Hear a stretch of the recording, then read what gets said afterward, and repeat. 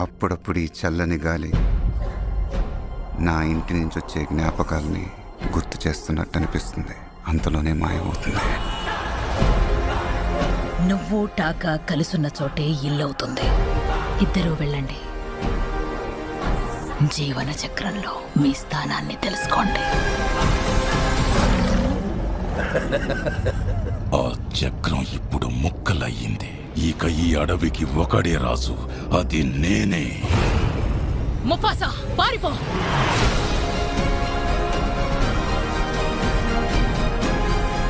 మనం ఒక్కటిగా పోరాడాలి.